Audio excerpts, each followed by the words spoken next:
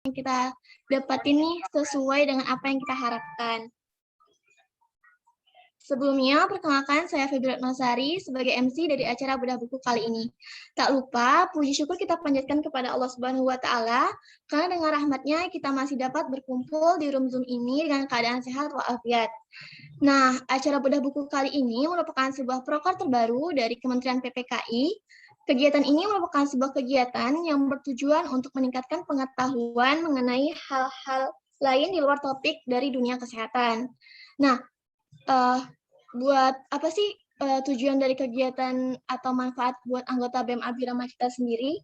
Nah, salah satu manfaatnya itu agar anggota BEM Abirama Cita FKUMS ini terbuka pandangan serta wawasannya bahwa banyak sekali passion-passion yang ada yang bisa ditekuni selain di bidang dunia kesehatan.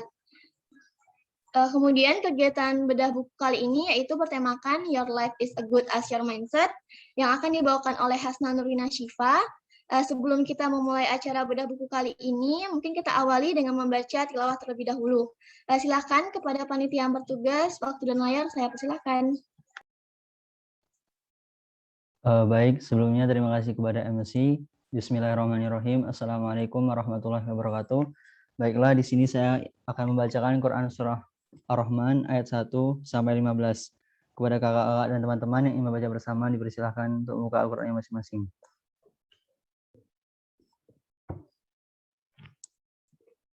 A'udzu billahi minasy syaithanir rajim.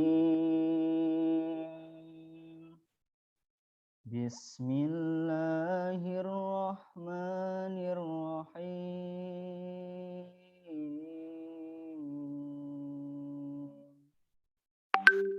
Ar-Rahman 'allamal Qur'an khalaqal insan 'allamahul bayan.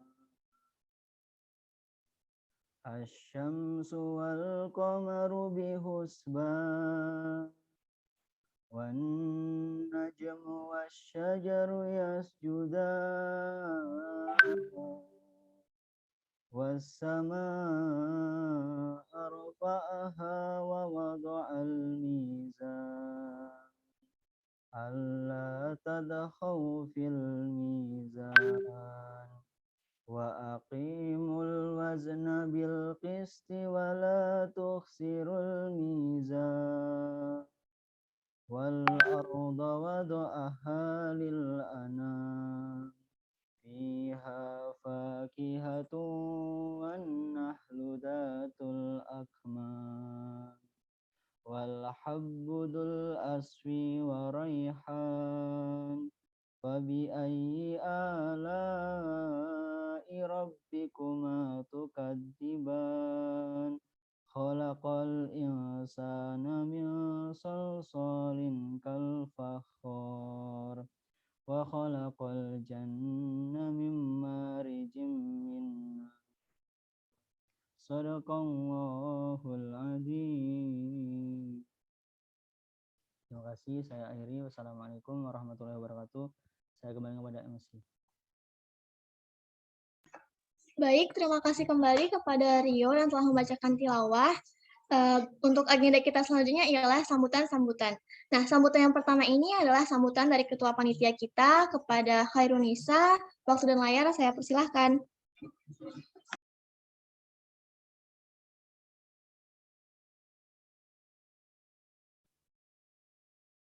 Baik, terima kasih sebelumnya MC.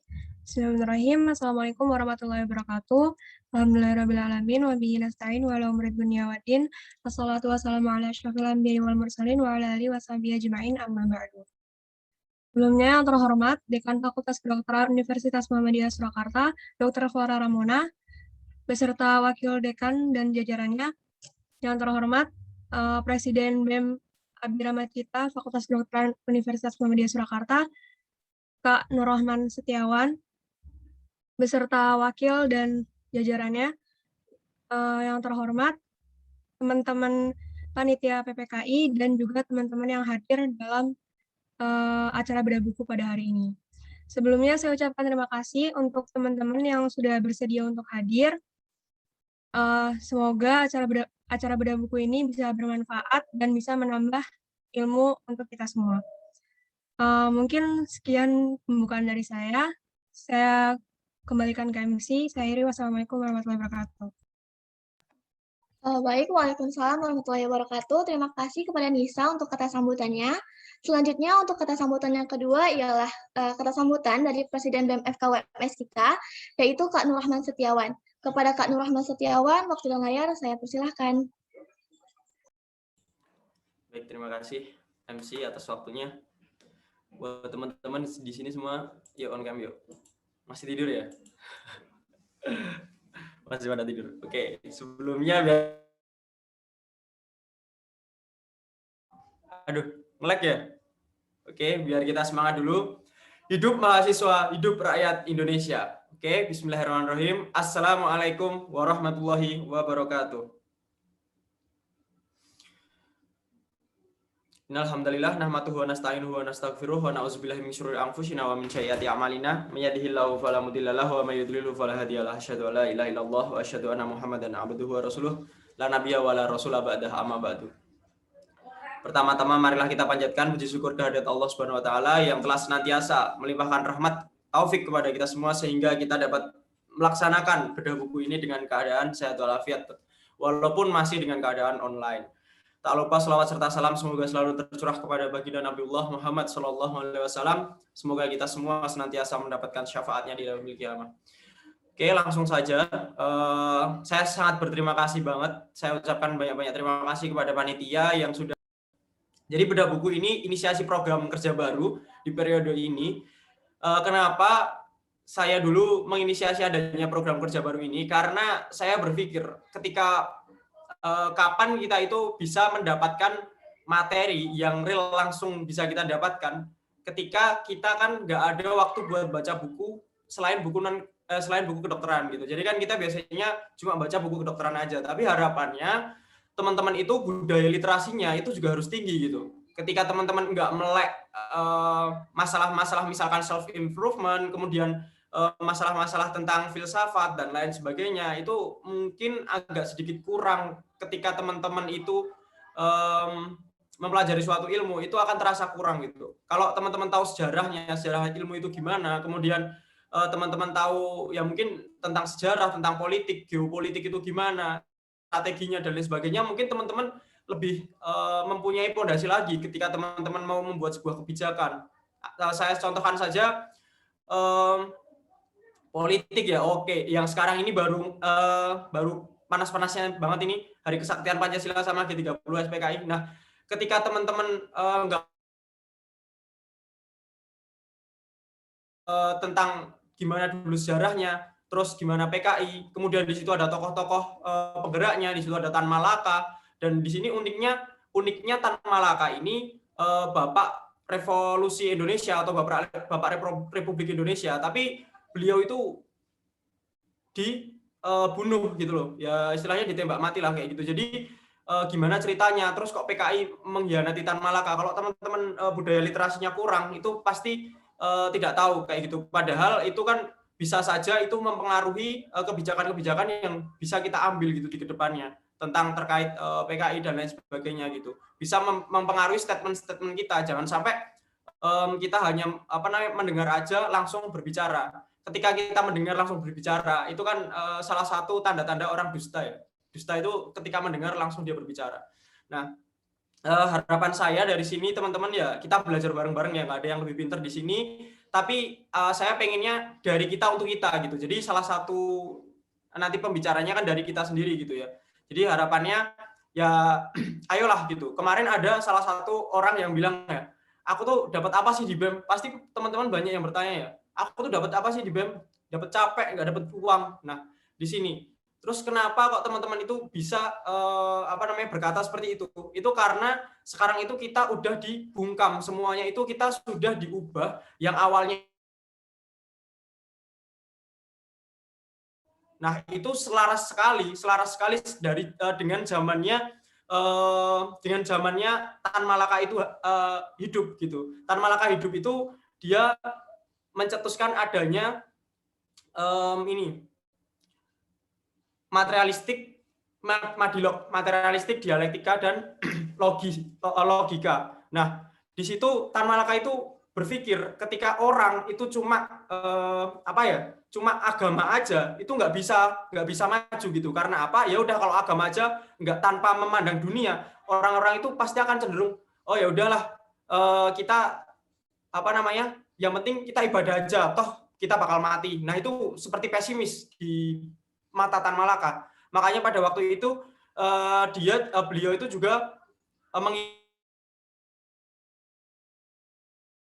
materialis, tapi nggak ada yang bisa nyetop kita, yaitu jadi kita apa-apa kalau nggak ada uang kita nggak mau bekerja. Nah, itu mungkin yang salah dari kita. Jadi aku harap teman-teman jangan kejebak terlalu konsumtif, apalagi sekarang ya teman-teman mungkin buka Shopee, pencet pilih barang terus tinggal beli. Itu sekarang mudah banget ya, itu kan termasuk salah satu konsumtif gitu loh. Teman-teman di sini semuanya dikubukan dalam budaya konsumtif. Nah, maka dari itu ayolah teman-teman, makanya kita harus melek literasi gitu loh. Sebenarnya itu konsep dunia itu gimana sih? Harusnya itu gimana sih? Sistemnya dunia itu gimana sih? Paling nggak itu kita tahu untuk pencegahan ataupun tindakan preventif supaya kita tidak masuk ke dalam jurang yang hina. Mungkin itu aja dari aku. Oh ya, lanjutkan tadi ya. Jadi ketika jangan pernah tanyakan apa yang udah teman-teman dapat di BEM gitu. Tapi tanyakan apa yang udah teman-teman kasih untuk BEM. Karena BEM itu terdiri dari kita. BEM itu benda mati, teman-teman semua. Yang bisa menggerakkan BEM ya kita. Maka dari itu, jangan tanyakan apa yang sudah kalian dapatkan dari BEM. Gitu. Tapi apa yang telah kalian berikan untuk BEM gitu loh. Nah, mungkin itu saja. Tetap semangat buat teman-teman semua. Ilmu akan datang kepada orang-orang yang mau mencarinya. Ilmu akan datang kepada orang-orang yang membutuhkannya. Maka dari itu tetap semangat. Teman-teman semua tetap nanti diikuti sampai akhir. Semoga ini bermanfaat buat kita semua dan membawakan berkah. Lillahi fisabil haq, fastabil khairat. Hidup mahasiswa, hidup rakyat Indonesia. Wassalamualaikum warahmatullahi wabarakatuh. Waalaikumsalam warahmatullahi wabarakatuh. Terima kasih kepada Kak Nur Rahman untuk sambutannya. Untuk acara kita selanjutnya adalah acara inti, yaitu pemaparan materi bedah buku yang akan disampaikan oleh Hasna. Sebelumnya kepada kakak-kakak dan teman-teman yang bisa untuk on-cam, boleh untuk on-cam nih, untuk nemenin kita, para panitia, sama pembicara maupun sama presbem. Baik, untuk acara ini akan dimoderatori oleh Kak Dia Naila. Untuk Kak Dia Naila, halo Kak, gimana nih kabarnya Kak? Ya, baik, alhamdulillah. Sehat ya Kak?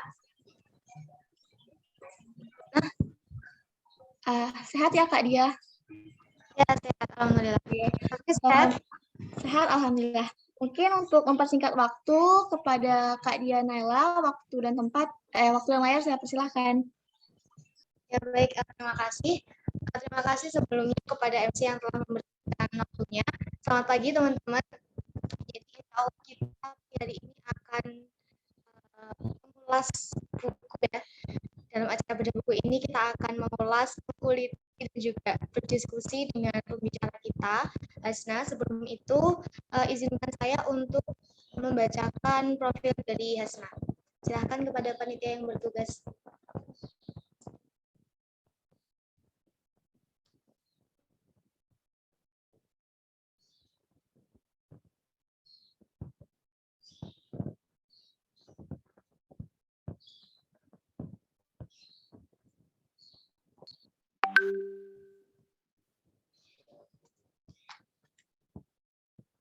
Ya, baik. Nama Saudari Hasna Nurwina Syifa.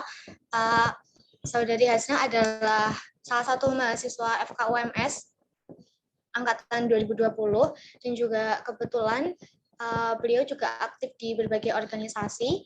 Salah satunya adalah sekretaris di Kementerian Kasrat BEM FKUMS.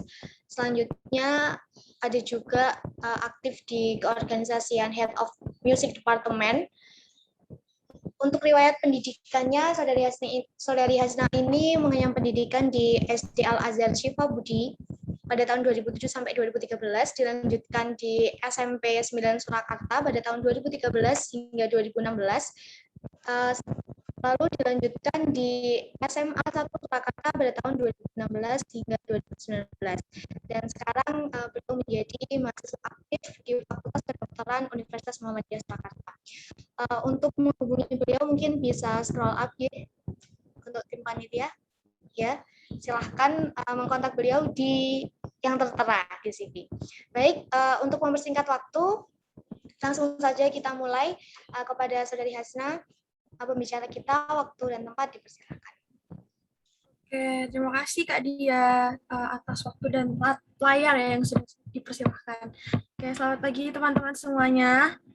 Ini masih pada tiduran nih kayaknya nih. Aku buka dulu dengan salam. Assalamualaikum warahmatullahi wabarakatuh. Semoga teman-teman dalam keadaan sehat walafiat dan aku harap teman-teman bisa apa ya istilahnya. Kalau disebut pembicara sih enggak ya, kan kita sama-sama belajar. Jadi kita bilang aja nih sharing gitu deh. Karena aku kebetulan aku sudah membaca buku ini dan aku ingin membagi sesuatu untuk teman-teman yang hadir di acara bedah buku pada pagi hari ini. Oke, sebelumnya aku izin share screen ya. Apakah sudah terlihat?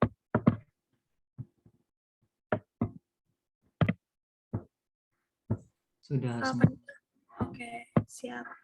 Oke, jadi di kesempatan kali ini kita akan membedah buku ya. Sebenarnya ini lebih ke kumpulan esai ya, karena isinya emang benar-benar 101 esai gitu. Jadi kita akan membedah kumpulan esai ini yang berjudul 101 Essays That Will Change the Way You Think.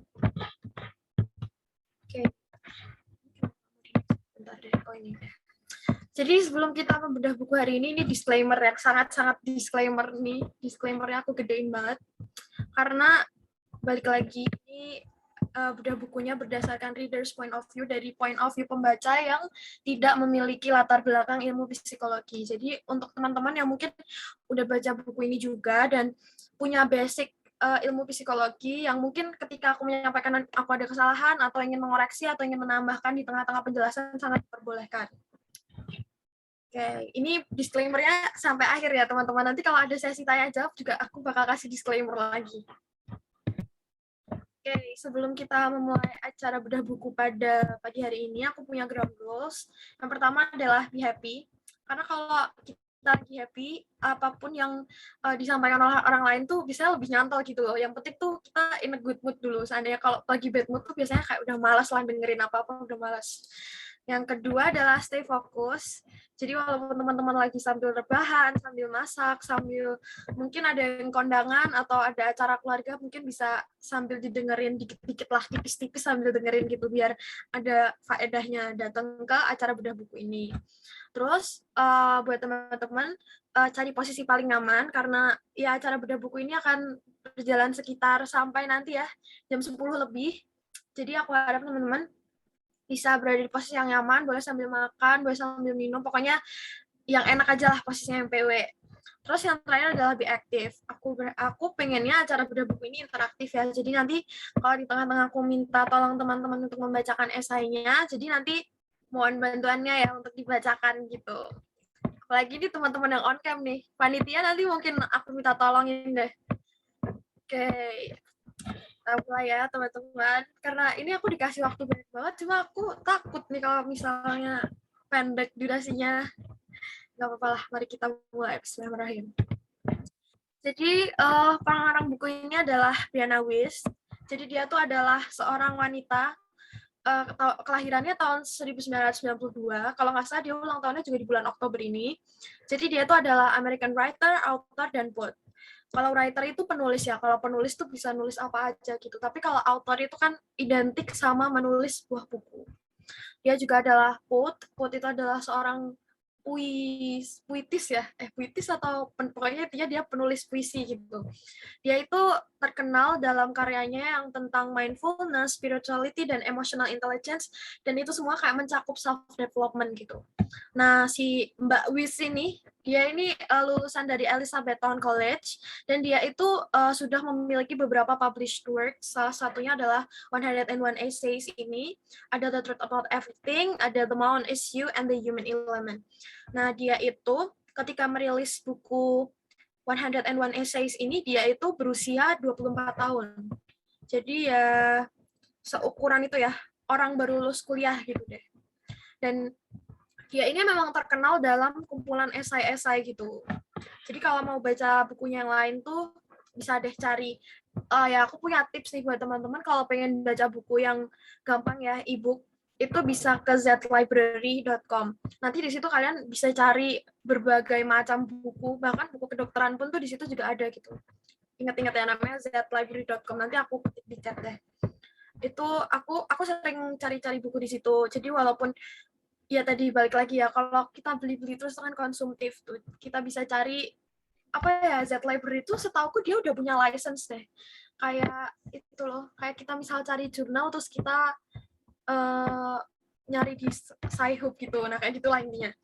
Di situ bisa ketemu berbagai macam buku, ada buku mungkin politik, yang tertarik politik kayak Mas Roman, atau pengen cari buku-buku agama atau buku self development kayak gini tuh banyak banget gitu.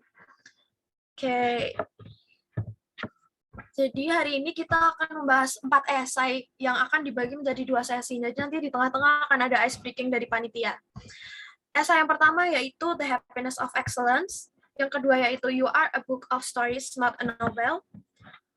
Lalu esai yang ketiga adalah Every Relationship You Have is with Yourself. Esai yang keempat adalah Why You Shouldn't Seek Comfort. Oke. Kita masuk ke esai yang pertama. Ini karena aku masih punya tenaga, aku baca sendiri ya. Di sini kalau aku udah mulai serak nih, karena aku minta tolong teman-teman di sini buat bacain esainya. Eric Drayton says that there are 3 primary forms of happiness: the happiness of pleasure, the happiness of grace, and the happiness of excellence. He compares them to the primary colors, the basis on which the entire spectrum is created. The happiness of pleasure is largely sensory.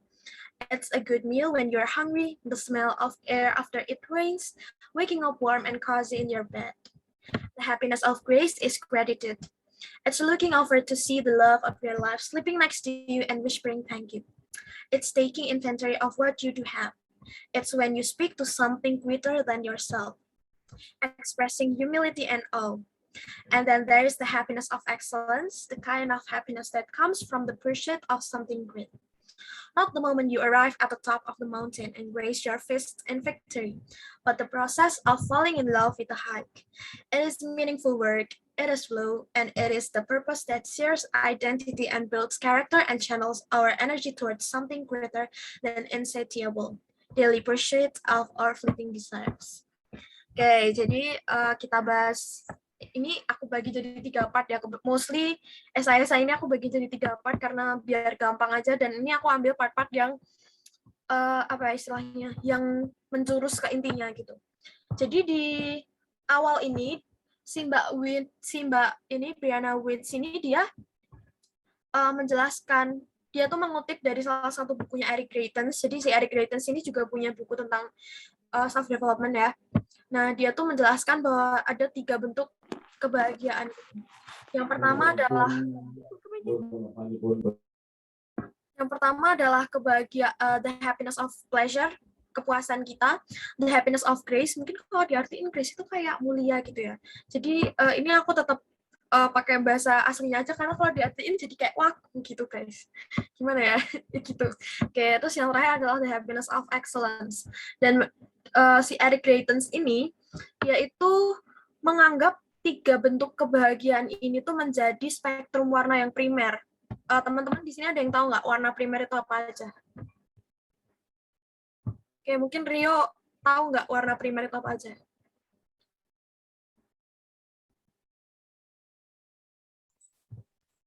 Merah, kuning, hijau mungkin Asma. Oke. Merah, kuning, yang satu bukan hijau. Soalnya hijau itu kan campuran biru dan kuning. Yang benar adalah merah, kuning, dan biru. Kan itu sama-sama 3 aspek yang menyusun seluruh warna yang ada di dunia ini. Kalau nggak ada aspek tersebut, ya kita nggak bisa melihat warna-warna yang lain gitu. Nah, di sini dia tuh menjelaskan, si Mbak Briana ya, ini udah balik lagi ke Mbak Briana. Mbak Briana ini menjelaskan bahwa the happiness of pleasure itu sensory gitu, yang bisa kita rasakan, kayak misal kita makan makanan enak ketika kita lapar, ketika kita mencium udara setelah hujan, kan enak banget tuh, bau apa sih namanya, petrikor, bau petrikor kayak gitu. Terus kita bisa bangun dengan nyaman dan anget di kasur, kayak misal bangun, kita tuh tidur enak banget, terus nanti bangun-bangunnya tuh bukan bangun yang kaget gitu loh, bangunnya tuh bangun yang enak dan seger kayak gitu. Terus selanjutnya kalau the happiness of grace itu kayak di sini tuh dianggap sebagai rasa syukur kita, kayak misal kita bangun tidur ketemu adik, ketemu orang tua kayak gitu, kita terus bersyukur gitu loh, punya mereka dalam hidup kita kayak gitu. Terus ketika kita berbicara tentang happiness of excellence, ini adalah suatu perasaan di mana kita berhasil mendapatkan sesuatu yang berharga, berhasil mendapatkan sesuatu yang memang kita inginkan gitu loh. Kayak di sini dijelaskan bahwa the pursuit of something great. Berarti di sini dijelaskan bahwa kita berhasil mendapatkan apa yang kita inginkan atau apa yang bernilai gitulah di mata orang-orang. Kayak misal contohnya lagi ketika kita manjat gunung. Itu tuh bukan momen di mana kita di atas gunung terus teriak-teriak ya berhasil, sambil biasanya kan ambil foto-foto bawa pelang kayak gitu. Tapi bukan itu yang dimaksud happiness of excellence. Jadi yang dimaksud itu adalah proses ketika kita mencapai puncak gunung tersebut gitu. Jadi dia tuh adalah suatu meaningful work atau sebuah usaha yang berarti gitu. Yang nantinya dalam perjalanan itu kita akan membangun karakter dan identitas kita, dan kita bisa mendapatkan energi untuk berjalan menuju sesuatu yang lebih besar dari keinginan kita gitu. Oke, ini bagian pertama seperti itu. Selanjutnya, aku mau minta tolong deh. Siapa ya yang bisa aku minta tolongin membaca? Ketua panitia dulu deh, Nisa. Aku minta tolong bacain dong paruh kedua ini. Gimana, Hasna? Ya, ini tolong dibacain dong. Ini, yang paruh kedua ini. Sampai selesai ya. Yang mana? Yang all three ini ya? Yang the happiness of excellence is the work of emotional resilience, kayak gitu. Oke. Okay. Oke, sebelumnya maaf ya kalau salah-salah dalam pengucapan, karena kan aku orang Indonesia nih, guys. Ya, apa-apa, santai guys, sambil belajar kita. The happiness of excellence is the work of emotional resilience. It's the highest ranking on Maslow hierarchy. It is measured, deliberate, and consistent. It is often afraid because the discomfort is palpable, and the reward isn't instantaneous. There's no contact hike during the first day of marathon training when your lungs are stinking and you want to vomit. But over time, you develop your skill. You begin to imagine what you could accomplish. You fall in love with the process. So all three of the happiness are different. They're all shaped by context. Someone who has gone without food for 3 days is more attuned to the happiness of pleasure than people who consider meals and shelter given. Likewise, those who have never acquainted themselves with the power and pleasure of working towards something fueled not by the spark of passion, but with the embers of sober, consistent resolve, don't know that on the other side of exert effort, there is profound reward. Terima kasih Bu Ketua Panitia. Ini rasanya kayak tutorial ya, tapi nggak apa-apa, biar pada melek nih. Ntar aku tunjuk lagi deh. Oke. Jadi di paruh kedua ini tuh mulai menjelaskan tentang happiness of excellence-nya itu sebagai suatu ketahanan emosional kita gitu. Kayak apa ya istilahnya, kalau orang Jawa tuh bilangnya bakoh gitu. Orang tuh bakoh terus apa ya, tangguh gitulah. Tapi kalau orang tangguh itu kan biasanya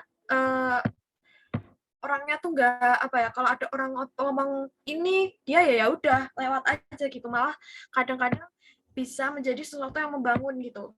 Nah, di sini dijelaskan bahwa happiness of excellence is the work of emotional resilience.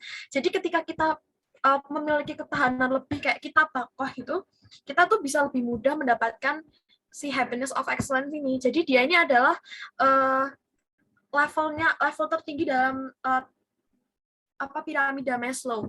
Dulu kita pernah bahas piramida Maslow sebenarnya waktu kita belajar block learning. Jadi piramida yang pertama itu adalah physiological needs kayak makanan, minuman, istirahat. Lalu untuk yang level kedua itu adalah safety needs, yaitu kita merasa aman dan kita merasa dilindungi. Terus yang ketiga itu adalah belongingness and love needs, kayak misal in relationship, teman, rekan kerja, family, kayak gitu. Terus yang keempat itu ada esteem needs. Jadi di sini tuh adalah itu ya, rasa ingin dihargai gitu, kayak misal kita ada beberapa tipe orang yang dia beli barang-barang yang prestisius karena dia pengen dia tuh dinilai sebagai orang yang emang high class kayak gitu. Terus habis itu yang terakhir adalah self-actualization, yaitu di situ adalah achieving our full potential and including creative activity. Jadi karena di sini happiness of excellence tadi di awal ya sebagai proses kita dalam mencapai sesuatu itu, jadinya dia adalah dia menduduki hierarki Maslow yang paling tinggi. Oke, jadi kadang-kadang tuh kita kalau dalam berproses itu kan suka itu ya, kalau ngerasain nggak nyaman atau struggle dikit itu kan rasa nggak nyamannya tuh kerasa banget gitu loh. Kayak ya misal kita kuliah kedokteran ya, tidak bisa kita hindari lagi bahwa jadwal padat, praktikum numpuk, belum tugas resume, tugas video, ini itu. Kalau udah organisasi tambah ruwet lagi gitu. Kan itu suatu perasaan nggak nyaman yang kita rasakan ketika kita tuh sedang mencapai tujuan kita, yaitu menjadi seorang dokter yang bisa bermanfaat bagi orang lain gitu. Nah, kadang dan selama perjalanan itu juga kita tuh suka itu loh. Kadang kan balik lagi ya kayak Mas tadi bilang, kayak ikut BEM tuh dapat apa gitu loh. Kayak gitu kan kadang kita berpikir, kok aku ikut tapi nggak dapat reward apa-apa gitu loh. Nah, ya ini balik lagi, ternyata dalam proses kita mencapai the happiness of excellence itu, rewardnya itu nggak instan datangnya. Reward itu akan datang ke kita ketika kita berusaha dan ketika kita sudah mencapai finish line. Bahkan dalam proses kita belajar, dalam proses kehidupan tuh nggak ada finish line kecuali kalau emang sudah inalillahi wa inna ilaihi raji'un kayak gitu. Nah, terus di sini juga dicontohin lagi kayak misal ketika kita sama sekali nggak punya skill untuk bermaraton, tapi kita mulai berlatih lah istilahnya, oh tahun depan ada acara Tokyo Marathon tuh, terus pengen ikut. Kita yang nggak punya basic maraton apa-apa, kalau disuruh maraton langsung ya mual muntah, pegel, linu, semuanya keju kemeng. Tapi kalau kita mendevelop itu secara perlahan, kayak misal hari pertama, coba deh lari dulu 10 menit, pelan-pelan, kayak gitu. Ya emang nanti kita akan menghadapi banyak struggle gitu loh, kayak muntah, mual, mungkin cedera, kayak gitu. Tapi ketika kita melakukan itu over time, kayak kita mengembangkan skill kita dan memang kita membayangkan gimana sih kalau misal kita beneran bisa ikut maraton, gimana sih kita kalau aku bisa berhasil menyelesaikan Tokyo Marathon gitu. Itu akan gimana ya? Kita akan mencintai prosesnya gitu. Karena ya itu balik lagi karena ya reward-nya tuh nggak bisa kita dapetin langsung gitu loh. Jadi kita memang harus mengusahakan sesuatu supaya kita memang bisa memetik hasilnya gitu. Terus walaupun 3 bentuk happiness itu berbeda ya tadi, kan yang ada happiness of grace tadi kan adalah suatu gratitude, rasa bersyukur kita memiliki orang-orang yang kita sayangi, terus ada the happiness of excellence sama the happiness of pleasure itu berbeda-beda konteksnya. Karena nggak semua orang itu bisa memenuhi ketiganya gitu. Kayak misal di sini dicontohin bahwa ada orang udah nggak makan 3 hari. Otomatis yang dia cari bukan happiness of excellence, orang dia aja makan susah, mau coba maraton, mau coba jadi ini itu. Kan orang kadang kalau nggak bisa makan tuh yang dipikir gimana caranya aku makan besok. gimana caranya aku besok kenyang kayak gitu. Jadi yang mereka cari itu adalah happiness of pleasure daripada orang-orang yang punya makanan gitu loh. Kalau orang udah punya makanan ya dia akan mencari happiness yang lain gitu di antara ketiganya tadi. Nah, oke, jadi ya tadi untuk mencapai happiness of excellence itu memang butuh effort, butuh kedisiplinan, butuh apa istilahnya, benar-benar usaha yang bisa kita petik gitu hasilnya di kemudian hari. Oke. Nah ini yang terakhir, ini bagian terakhir ya. Many of us are colorblind to the choice and complexity of our lives, and it is because we are missing a part of the foundation. We want to be others, but we have no desire to develop the discipline it takes to sit down and write for 4 hours a day for years on end. We want to be legends and geniuses and masters, but care little to develop the discipline it will require to log our 10,000 hours, so to say. Happiness is not only how we can astound our sense, but also the peace of mind that comes from knowing we are becoming who we want and need to be.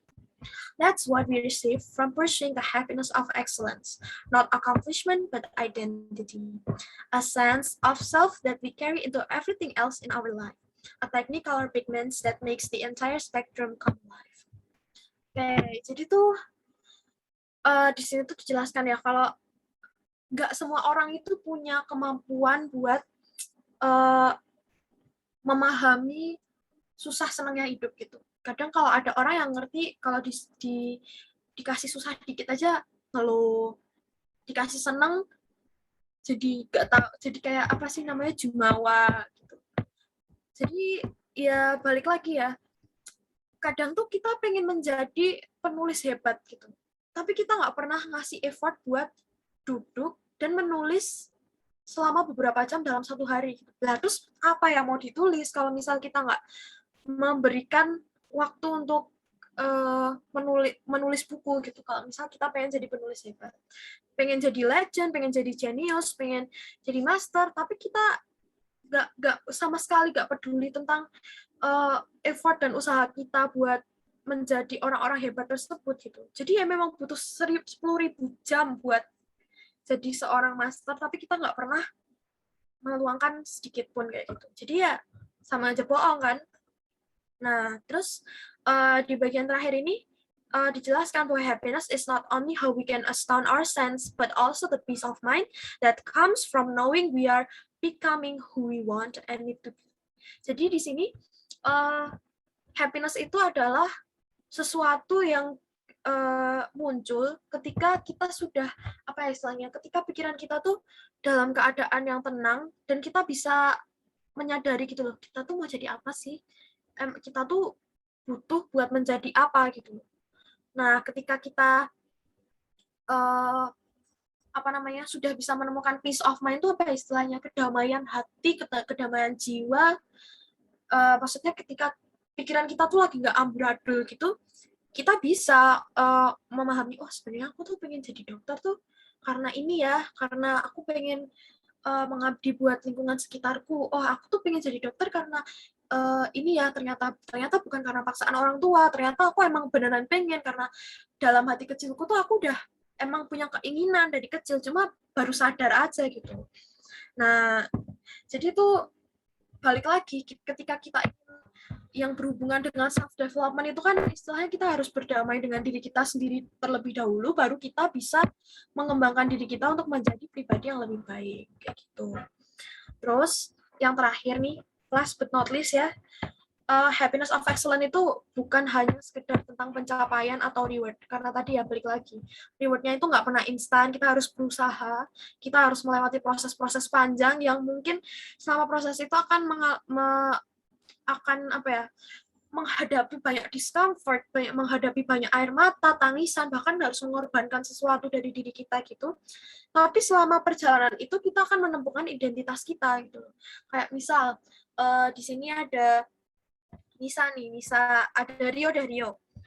Rio nih akhirnya menemukan identitasnya dia sebagai dokter yang dermawan gitu, karena mungkin selama proses dia melihat seseorang yang ada pengalaman yang membuat dia tuh jadi pengen jadi dokter yang dermawan kayak gitu loh. Jadi tiap orang nih walaupun kita nanti outputnya jadi dokter, tapi nanti akan beda-beda gitu hasilnya. Kayak nanti mungkin Mbak Nafila nanti jadi dokter tapi dia aktivis gitu, kayak gara-gara ada suatu kejadian di selama prosesnya tuh Mbak Nafila tuh kayak pengen join ke WHO kayak gitu. Kayak itu tuh balik lagi gitu loh ke pribadi orang-orang, walaupun kita semua akan menjadi dokter di kemudian hari, kita akan memiliki ciri khas atau identity yang berbeda gitu. Oke, jadi ya balik lagi ya. Tadi 3 happiness itu merupakan suatu pigmen warna, ibaratnya sebuah pigmen warna primer yang memang menyusun warna-warna di kehidupan kita gitu loh. Dan nggak semua orang itu bisa menikmati seluruh spektrum warna yang ada ya, karena balik lagi karena nggak semua orang itu punya privilege yang sama, nggak semua orang itu punya kondisi yang sama. Jadi kita sebagai orang-orang yang aku anggap teman-teman di sini adalah orang-orang yang apa ya, yang mampu dan orang-orang yang bisa untuk mengembangkan dirinya lebih lanjut gitu. Oke, udah selesai esai pertama. Oke, mungkin pertanyaannya nanti aja ya, karena aku mau nyampain poin-poin dulu. Jadi poin yang pertama adalah the happiness of excellence is the work of emotional resilience. Jadi adalah tadi ya, suatu ketahanan emosional kita dalam menghadapi struggle, dalam sabar dalam menunggu reward yang nggak instan, sabar dalam menghadapi prosesnya, dan apa ya, istilahnya happiness of excellence ini hanya untuk orang-orang yang tekun dan mau berusaha. Gitu. Terus poin kedua, we want something to achieve but do nothing for it. Kayak tadi, pengen jadi penulis tapi nggak pernah nulis, pengen jadi dokter tapi nggak pernah belajar, kan sama aja bohong gitu. Jadi kita istilahnya kalau kita sudah punya satu tujuan, ya udah work for it. Kalau kita nggak mengusahakan itu ya buat apa gitu. Kita punya tujuan ya cuma sekedar angan aja. Terus yang terakhir adalah pursuing the happiness of excellence, itu adalah not accomplishment tapi identity. Yang kita dapat di sini adalah oke, kita bisa bilang reward itu sebuah accomplishment. Tapi kadang tuh kita tuh hanya terfokus sama rewardnya, padahal kita di situ juga membentuk identitas diri kita gitu. Kayak ya tadi, Rio pengen jadi dokter yang dermawan, Mbak Nafila pengen jadi aktivis, mungkin nanti Mas Rohman mau jadi presiden Republik Indonesia kan juga bisa kan. Jadi ya balik lagi, pasti dalam prosesnya tuh kita akan menemukan jati diri kita yang sebenarnya. Gitu. Oke, selesai esai yang pertama. Aku mau tanya dulu nih sama moderator ini, kecepatan ya penjelasannya. Takutnya kecepatan. Iya, jelas. Oke, aku akan pelanin lebih sedikit ya kalau gitu. Oke, so udah masuk esai yang kedua nih. Aku minta tolong orang lagi deh. Dio ada nggak, Dio? Kok hilang sih anaknya? Atau siapa ya? Yang ada di komputer bilang dong, guys. Aku jadi ibu nih, mau nunjuk siapa. Minta tolong itu dulu deh, Rio dulu deh. Rio tolong ini ya, apa namanya, dibacain part yang pertama. Semuanya apa yang awal aja nih? Semuanya ini sampai akhir ya, sampai yang ini terakhir. Okay, you are a book of story, not a novel. Who you were doesn't have to bleed into who you will be. We often stun ourselves by the thing we were into that we think we need to become.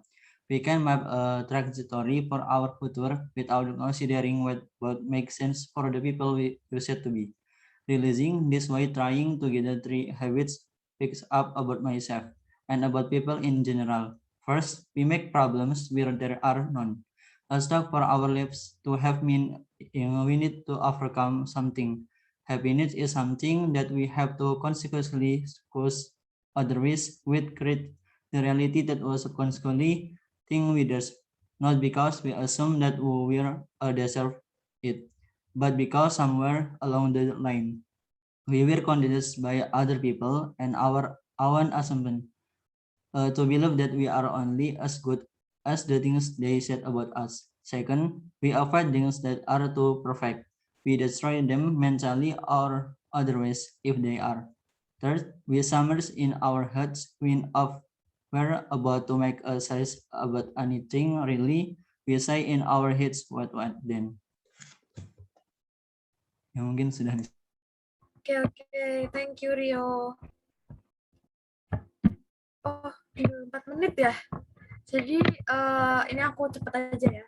Jadi di sini adalah esai di sini tuh lebih menekankan bahwa kita itu bukan satu novel yang, kan kalau novel tuh jalan ceritanya tuh sama ya, maksudnya dari awal sampai akhir tuh menceritakan kisah hidup yang benar-benar sudah terancang sampai apa namanya, sampai akhir gitu loh, udah ketebak lah ini isi novelnya kayak apa gitu, kayak ya jalan ceritanya tuh cuma satu aja.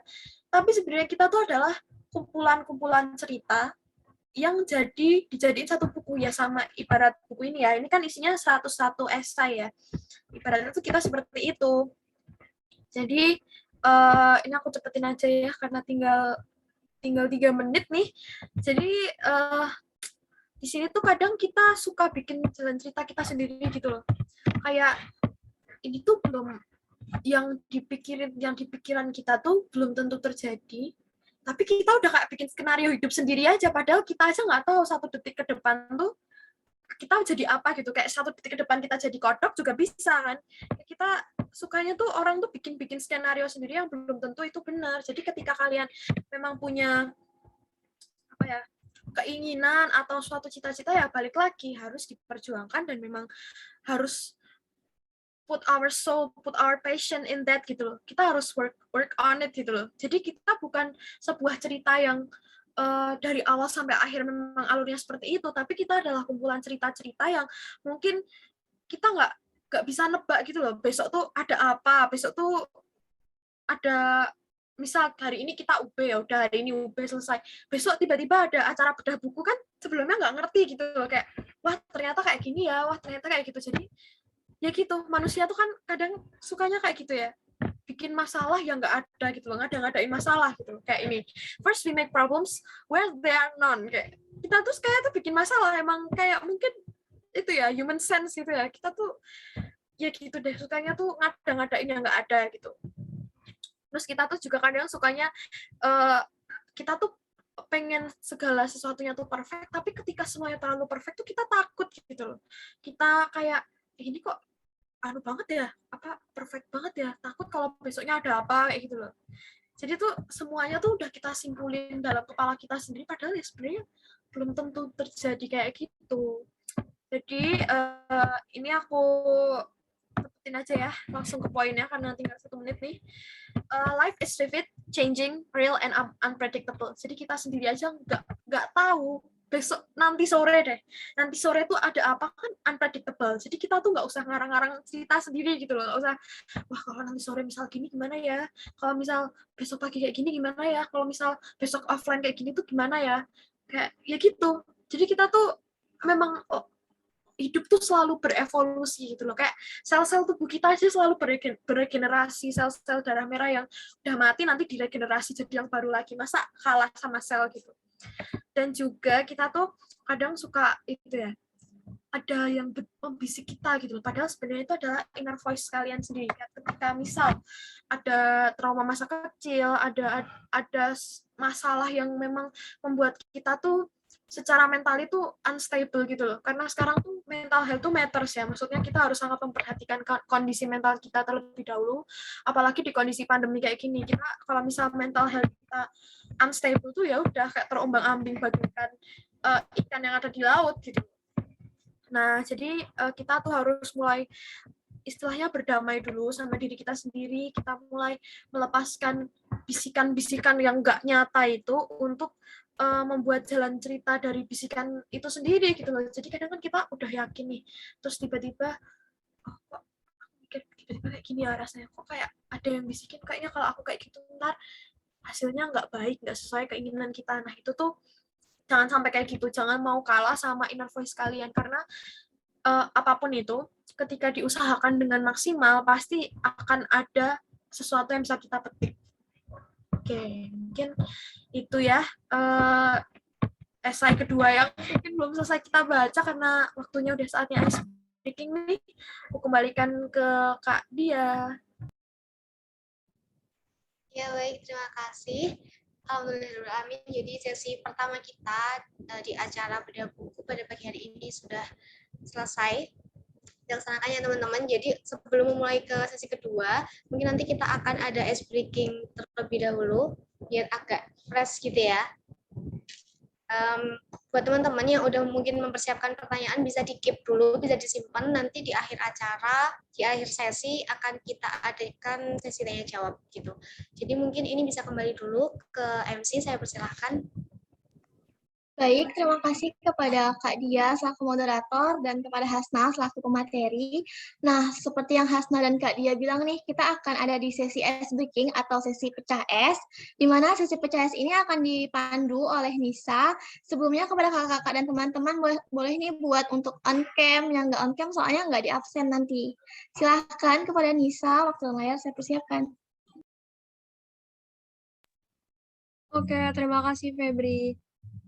Teman-teman, ini kita masuk ke sesi ice breaking terlebih dahulu ya. Sebelumnya ice breaking kan nggak seru ya kalau pada off cam gitu, takutnya pada nggak ada di tempat nih. Teman-teman yang bisa off cam yang bisa on cam dulu ya. Oke, untuk ice breaking-nya itu tebak gambar. Jadi nanti aku bakal ngegambar, terus nanti kalian yang tahu bisa langsung raise hand. Nanti aku kasih clue-cluenya juga. Ini gambarnya random, apa aja yang ada di depan aku gitu. Jadi kalian bisa nebak sesuka hati kalian. Oh iya, ini juga tuh kalau misalnya kalian dapat poin banyak, bakal dapat hadiah guys, yaitu GoPay. Ya, GoPay dari panitia. Tapi bentar dulu deh. Ini kalau pada off cam tuh takutnya pada nggak ada. Jadi aku mau manggil salah satu dulu ya. Mungkin Elia ada di tempat nggak El? Elia, tuh ya benar sekali tidak di tempat. Aku panggil satu lagi ya random. Sylvia ada di tempat nggak nih? Ada. Oke ya, ya udah. Aku mulai. Sylvie, mungkin kalau cuma kamu doang ada di tempat, bisa langsung tebak-tebak aja terus ya. Takutnya lain nggak ada tempat nih.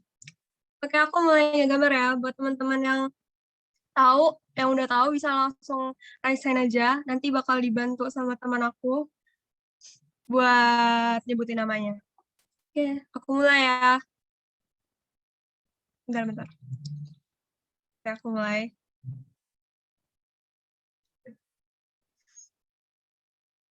Ini dua suku kata. Rata-rata ada di semua rumah sih.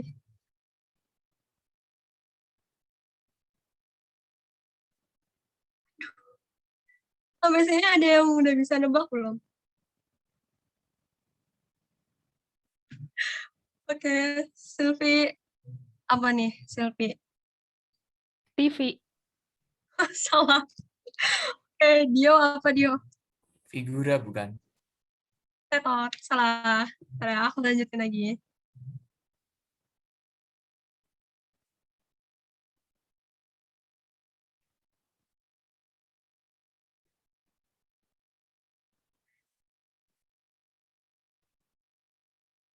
Oke, Sylvie.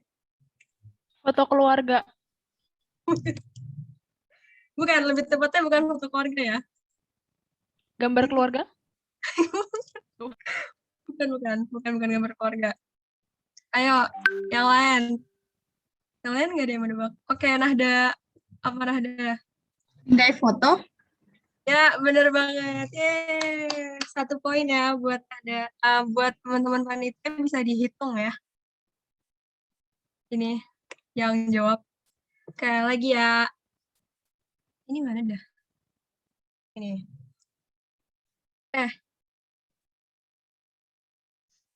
Oke, lagi ya. Ini cewek ya, rata-rata pada ada. Ini pasti pada tahu sih. Ini cewek kalau nggak tahu parah. Jadi buku sangat worth untuk dibeli ya. Nih, kelihatan nggak sih? Nah ini jadi buku ini sangat worth untuk dibeli gitu. Oke, jadi kita masuk ke esai berikutnya. yaitu adalah every relationship you have is with yourself. Aku bacain paruh pertama, nanti paruh kedua aku minta tolong teman-teman buat bacain. It's interesting enough that human beings are the only known species that have relationships with themselves. But it's even more to consider that the fact that human beings are the only species that have relationships with themselves through other people. That is, our perceptions of other people's mindsets largely dictate how we see ourselves, what binds us in love, in companionship, in friendship, familiarity. The sense that you understand each other at a visceral level, it's just being able to see yourself in someone else. And more importantly, being able to change your inner narrative when you know, see, and feel that someone else loves and accepts and approves of you no matter what.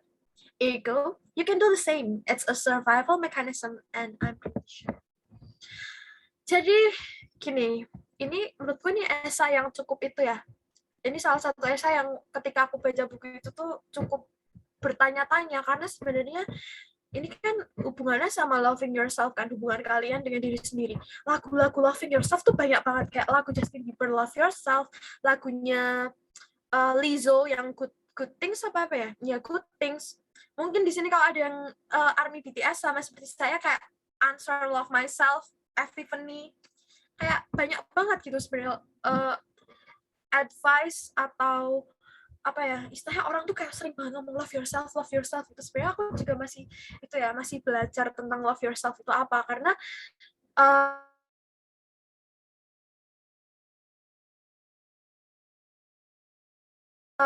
ini kita mulai jelasin dari sini ya. Orang lain itu sama aja kayak kita tuh memproyeksikan diri kita tuh ke orang lain gitu. Kayak misal sebenarnya orang lain tuh biasa aja, cuma kita tuh udah mencetak bahwa orang lain kayaknya dia tuh nggak seru deh, kayaknya dia tuh gini deh orangnya, kayaknya dia tuh kayak gitu deh orangnya. Terus setelah kita mikir kayak gitu, kita jadi balik lagi ke diri kita bahwa aku ini ya, ternyata aku tuh orangnya gini ya. Padahal itu sebenarnya cuma proyeksi kita ke orang lain yang kita balikin ke diri kita sendiri. Padahal sebenarnya ya kita itu kan itu ya terpengaruh oleh mindset kita yang kita proyeksikan terhadap orang lain, tapi ngikut ke diri kita sendiri gitu loh. Jadi kita tuh kayak, loh sebenarnya tuh aku tuh siapa gitu loh, aku tuh apa gitu loh. Malah kadang tuh kita mikir kayak, wah ternyata aku gini ya, diomongin orang kayak gini, aku ternyata gitu ya, diomongin orang kayak gitu. Nah terus kenapa bisa gitu loh? Karena ya tadi persepsi kita tentang orang lain itu mostly kayak secara luas itu kita melihat itu dengan penilaian tentang diri kita sendiri gitu. Nah, ketika kita bisa kayak get along sama orang lain, in relationship, in companionship, dalam organisasi juga atau dalam suatu kumpulan pertemanan itu, kita tuh bisa akrab karena apa? Ya karena similar, karena misal kita punya grup kesenangan yang sama, itu kan otomatis lebih gampang ya buat ngeblend kayak, oh ternyata kamu juga suka ini, band ini, kamu suka makanan ini ya, oh kamu suka buku ini gitu. Kayak gitu tuh biasanya kita kan kayak memahami kayak, oh kamu paham ya, aku suka ini, oh iya ternyata selera kita sama ya, kan itu masih yang levelnya tuh visceral gitu loh, kayak masih level-level yang ya udah asal tahu aja karena tadi similarity, familiarity gitu. Nah, ketika kita itu it's just being able to see yourself in someone else. Jadi kita kayak bisa, oh ternyata aku sama ya kayak kamu, punya sesuatu hal yang kita suka itu sama gitu kan. Gampangannya kayak gitu, kayak misal orang udah suka sama ini misal nih Mbak Tiamel nih sukanya sama Sehun, terus nanti ketemu sama Nisa yang suka sama Sehun, nyambung kan? Daripada misal Nisa sukanya Sehun, aku sukanya sama Taehyung, beda jauh gitu loh, kayak kadang suka nggak nyambung gitu. Jadi ketika kita ngerasa satu selera gitu tuh lebih gampang gitu. Okay, next. Maaf, ini belum aku full screen ternyata. Oke, tadi aku udah manggil Dio, apakah sekarang Dio sudah ada? Udah dong. Nah, tolong dibacain deh yang baru kedua. Ini semuanya nih? Iya, tadi si Dio, Nisa juga udah gitu. Oke, yang mulai dari We Feel ya? We feel most love when we feel understood, when we are thinking that someone else is thinking in alignment with what we need to hear and believe. We feel most love when we think someone thinks highly of us, their effort and displays of affection serving to prove this. This is why not just anybody can affirm for us that we are okay, only people to whom we have placed meaning. Someone to whom we already feel a physical or physiological connection, someone we are looking at as a partner for ourselves, someone who is like us, someone who understands us. It's why loving yourself first is the most common, the most confusing, and yet the most profoundly solid advice anyone can give. Because it's not really about feeling love for yourself. It's being able to feel stable enough that your mindset does not rest in the narrative of supposed others. This is why things hurt so badly when we identify with them. All hatred is self-hatred. This is why we become so goddamn heartbroken. We cannot lose people. We can also lose ourselves in an idea of them. We decide how we felt about ourselves through them. Gitu Asna. Oke, thank you. Ya ini sebenarnya jujur Li ya, ini jelasin part 1 tuh agak muter-muter ya, karena aku ngerasa gitu, karena menurut gue ya ini balik lagi, ini esai agak butuh berulang-ulang kali buat dibaca, bahkan aku udah baca ini sekitar 7-8 kali, cuma aku masih belum bisa menemukan bagaimana cara menjelaskan dengan langsung shoot the point gitu loh, karena ya gitu, love yourself tuh gampang diucap tapi susah buat diterapin gitu loh. Karena ya ini nih, kayak kita tuh merasa dihargai, merasa sangat disayangi, merasa sangat istilahnya sangat dimanjakan tuh ketika orang lain tuh memberikan apa yang kita mau gitu loh, apa yang kita mau dan apa yang kita percaya gitu loh. Jadi kayak misal aku menaruh ekspektasi ke Nisa nih, aku tuh udah bayangin, wah Nisa bakal ngasih aku coklat nih habis ini, bakal nge-GoFoodin aku nih. Nah kayak gitu tuh, terus kalau misal beneran terjadi gitu, ya seneng gitu. Tapi kalau misal nggak terjadi kan jadi patah hati sendiri, dikecewakan ekspektasi kita terhadap orang lain gitu loh. Jadi ya ini pentingnya loving yourself first, karena walaupun ini sangat membingungkan ya, sangat membingungkan, dan banyak orang ngomong love yourself tuh ABCDE. Ada orang yang ngomong love yourself tuh XYZ. Ya intinya balik lagi, itu adalah kondisi di mana kita tuh stabil gitu loh, ketika mindset kita tuh tidak bergantung oleh orang lain gitu. Kayak misal ya ketika ya balik lagi, kalau harapan ditaruh di raga lain kan kita sendiri yang patah hati, bukan begitu teman-teman? Ya gitu. Jadi ya ini yang di paragraf terakhir ini, this is why things hurt so badly when we identify with them. This is why we become so goddamn heartbroken, we cannot lose people. Jadi ya karena itu, karena kita mindset kita bergantung sama orang lain, ketika kita kayak ketika kita relying itu menyerahkan seluruh mindset kita sama orang lain, ya gitu, ujung-ujungnya ya ketika kita kehilangan orang tersebut, kita patah hati. Kayak misal dalam circle pertemanan ya, kita udah saling rely on each other, tiba-tiba orang itu kayak meninggalkan kita gitu, ya udah, jadinya ya kita ngerasanya patah hati. Kita kayak, kok dia gini sih, kok itu ya, dia meninggalkanku gitu, kok dia nggak setia kepadaku gitu, kayak gitu. Jadi ya itu, balik lagi, intinya kita harus ketika kita mencintai diri kita sendiri, kita akan memiliki kestabilan dalam apapun, dalam segi mindset, dalam segi mental. Kita tuh bakal istilahnya memperkecil kekecewaan kita terhadap orang lain gitu loh. Karena ya tadi, manusia kan sukanya bikin masalah yang nggak ada masalah gitu, terus sukanya kayak ngarep sama orang lain, kalau nggak diwujudkan ngarepnya patah hati, kan salah kita sendiri kan sebenarnya, bukan salah orang lain kan. Gitu. Terus yang terakhir, it's always yourself you find at the end of the journey. The sooner you face you, the less you need other people to fill voids. You cannot squeeze someone into your brokenness and expect that to make you whole. The sooner you face you, the sooner others people's actions don't affect you negatively. Your mindset doesn't depend on them. You don't depend on them. Relationships do not serve to give you eternal perpetual happiness. They serve you to make you more aware. The sooner you realize that said awareness is your own, the easier everything else is. Ya, jadi ini paragraf terakhir ini sebenarnya udah jelas banget ya. Ketika kita tadi balik lagi di essay kita yang pertama tadi kan happiness of excellence itu adalah ketika kita loving the process, ketika kita mencapai sesuatu yang kita inginkan, kayak mencari identitas diri kita. Nah, ketika kalau kita udah berhasil nih, misal udah dapat reward yang nggak instan tadi kan, ujung-ujungnya kita sendiri kan yang ngerasain. Ya oke, orang-orang terdekat kita akan merasakan, tapi kan yang bisa paling merasakan journey-nya yang benar-benar jatuh, bangun, turun, aku mengenalmu, iya kayak gitu kan, itu kita sendiri gitu loh.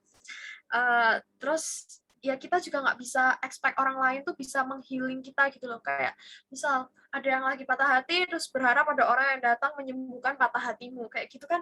Kalau misal dia orangnya bisa, kalau orangnya nggak bisa tambah patah hati kan kita, kayak gitu. Jadi ketika kita semakin cepat kita menghadapi diri kita sendiri, kita stable dengan mindset kita sendiri, ya itu akan kayak menurutku tuh segalanya akan lebih mudah gitu loh. Jadi kita nggak rely sama terutama ini dalam sesuatu hal yang negatif ya, bukan kalau positif mah ya it's okay, motivational gitu. Tapi kalau yang negatif itu kan kadang bikin kita drop down, bikin mental breakdown gitu kalau misal kita berharap sama orang lain gitu. Ini key point-nya nih. Loving yourself means it's being stable to feel it's mean being able to feel stable enough that your mindset doesn't depend on other person. Jadi kita ada di mentally yang stable gitu lah. Istilahnya ketika kita memang sudah punya pendirian tuh nggak akan digoyahkan oleh pendapat orang lain gitu loh. Kayak ya udah orang gue maunya gini, ya kita udah berusaha untuk mewujudkan itu, kenapa harus terpikirkan sama orang lain atau ibu-ibu juli tetangga gitu kan, ya gitu. Jadinya kita malah ngerasa oh iya ya kurang terus, kita ngerasa kurang terus gitu. Terus tapi kalau ngerasa kurang terus dalam hal kebaikan ya it's okay. Cuma ini kan kadang kita tuh ngerasa jatuh terus gitu loh kalau misal kita mendengarkan yang lain gitu, apalagi yang negatif. It's always yourself that you'll find at the end of the journey. Ya memang ujung-ujungnya kita sendiri yang ketika sudah sampai goals, ketika dapat reward yang tadi yang aku bilang tadi nggak instan tuh, ujung-ujungnya kita sendiri yang akan merasakan faedahnya gitu. Oke. Essay ketiga sudah selesai. Ini kejar-kejaran banget ya. Karena sampai jam berapa ya ini, Kak Moderator? 10.40. Tinggal 14 menit. Oke, kita lanjutkan ke essay yang terakhir. Ini essay yang terakhir ini sebenarnya spesial banget karena aku nggak bisa bikin poin-poinnya. Ya, mungkin karena ini emang udah bentuknya poin-poin ya. Cuma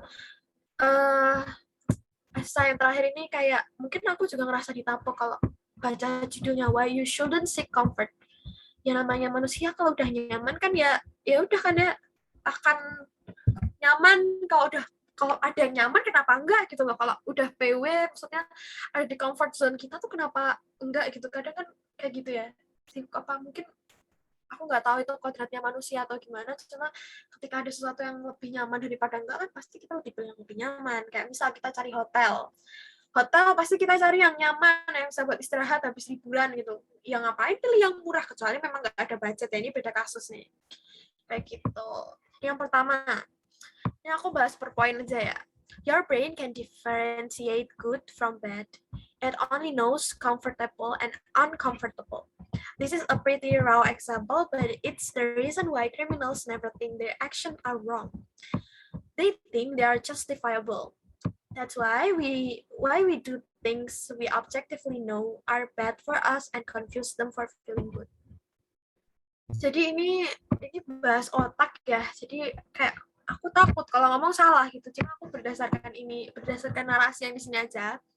Jadi otak kita itu tidak bisa membedakan antara yang baik sama yang buruk. Jadi kita tuh hanya tahu comfortable sama uncomfortable. Sebenarnya baik buruk ya kita tahu lah ya, akhlak masmumah sama akhlak mahmudah itu kan. Cuma ya mungkin di sini dalam segi itu ya, dalam segi kita mencari kenyamanan gitu. Jadi ya gitu, kadang kita seorang kriminal dia tuh merasa aksinya mereka benar karena ya mereka thriving for life, kayak karena mereka tadi kayak yang di hierarki Maslow-nya yang tingkat pertama supply saja nggak terpenuhi, jadi mereka merasa aksinya itu benar untuk menyelamatkan hidup mereka.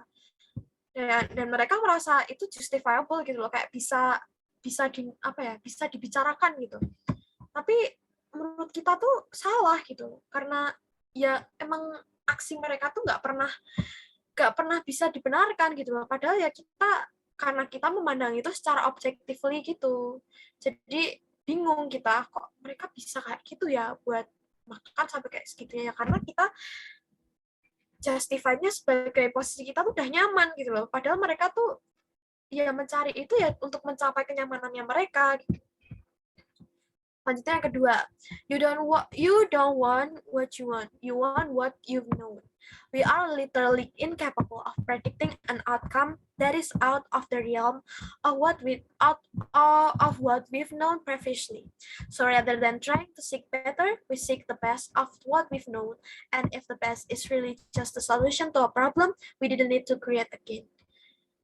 Jadi mungkin kalau ini tuh aku kurang itu ya, maksudnya kurang bisa menjelaskan karena belum mengalami gitu ya, karena mungkin sekarang aku pengen jadi dokter ya karena aku udah tahu jadi dokter tuh kayak apa gitu, kayak kenapa aku nggak pengen jadi astronot aja gitu loh ya, karena aku belum tahu, mungkin karena kayak seperti itu gitu. Jadi apa yang kita inginkan tuh biasanya kita udah tahu gitu loh, kayak misal pengen jadi anggota organisasi mahasiswa kedokteran internasional ya karena kita udah tahu tentang organisasi itu. Kalau nggak tahu ya nggak bakal punya tujuan itu gitu loh, kayak gitu. Terus yang ketiga adalah familiar discomfort. Feels the same as comfort, which is why so many people are stuck in ruts or absolutely do not want to change even though they know it's what would be best for them. Iya ini, kalau familiar discomfort tuh kadang sebenarnya tuh kita bukan nyaman, tapi kita sudah mentolerir rasa tidak nyaman itu gitu. Nah, jadi tuh banyak orang itu merasa kayak aku tuh udah berubah kok sebenarnya. Cuma sebenarnya mereka tuh tetap stuck di tempat ya karena mereka sudah kenal sama ketidaknyamanan itu gitu. Jadi ya memang seharusnya kita tuh memang berjalan into the unknown, kayak ya yang kita nggak tahu lah, pokoknya to the wild gitu. Yang keempat adalah there's no such thing as true security. We seek comfort believing that it makes us safe, but we live in a world in which there is no such thing as true security. Our bodies were made to evolve. Our physical items are temporary and can be lost and broken. To combat this, we seek comfort rather than accepting the transitory nature of life.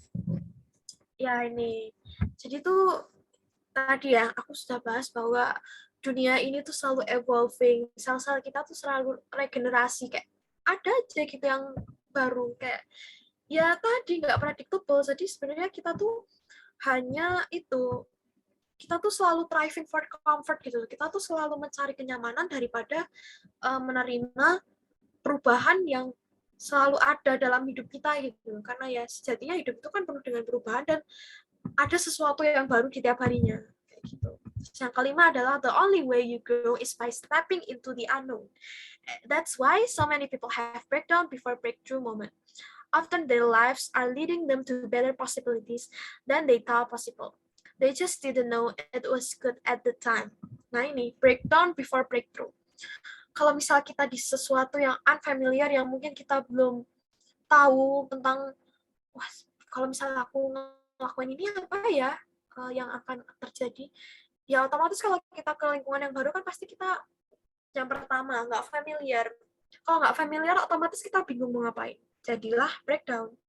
Ya itu sesuatu yang biasa ketika kita breakdown dulu. Ketika breakdown, kita evaluasi diri, kita mencoba mengenali lingkungan yang kita nggak tahu sebelumnya, kita akan bisa breakthrough, kita bisa melewati tantangan tersebut gitu loh, bisa melewati nggak nyamanan itu gitu. Terus yang keenam adalah most people don't change until not changing is the less comfortable options. But there's usually a long period of time of increasing discomfort before not changing is the worst case scenario. The universe whispers until it screams and happy people listen while the call is still quiet. Ya ini sama kayak yang tadi ya, poin ke 3 atau 4. Jadi kebanyakan orang itu nggak akan berubah sampai dia nggak familiar dengan ketidaknyamanan itu gitu loh. Karena tadi kita di awal tadi aku udah bilang orang nggak mau berubah karena dia familiar dengan ketidaknyamanan itu. Tapi mau nggak mau dia tuh juga tetap harus berubah karena lama-lama dia akan merasa harus gitu loh, mau nggak mau dia harus berubah gitu loh, karena ya emang udah nggak nyaman lagi, memang saatnya dia untuk berkembang menjadi pribadi yang lebih baik lagi. Karena ya balik lagi, orang kalau nggak mau berubah ya bakal stuck di tempat aja, nggak bakal bisa ngikutin teman-teman yang lain, udah maraton sampai Tokyo dia masih sampai Klaten gitu kan, jauh banget gitu.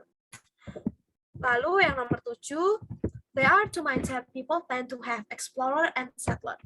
Our society has a settler mindset. Our end goals are finalizing. Kayak misal punya rumah, menikah, karir, kayak kita harus settle gitu. In a world that was made for evolution and self that do nothing but grow and expand and change. People with explorer mindset are able to actually enjoy what they have and experience it fully because they are inherently unattached.